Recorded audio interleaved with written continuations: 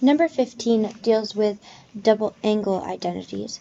So you'll see here that you have cosine of 2x.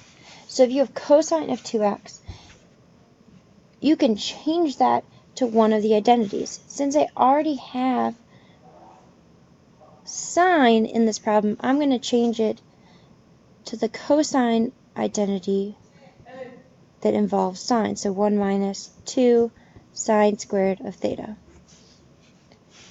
So we're changing this to 1 plus 1 minus 2 sine squared of theta over 2 sine squared of x.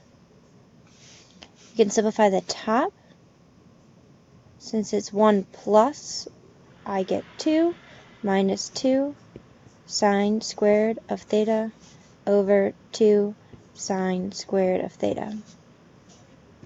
From here you can see that I have a GCF in my numerator, so I'm going to take out the 2 out of my numerator, going up here, and I get 1 minus sine squared of theta over 2 sine squared of theta.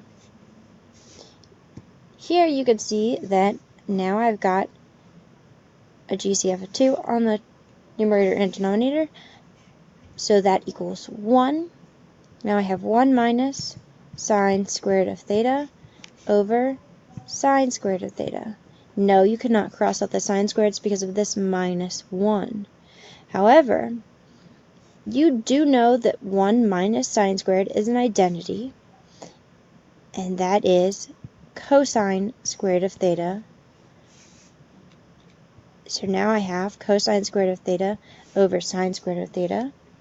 And cosine divided by sine is cotangent squared, which gives me my answer.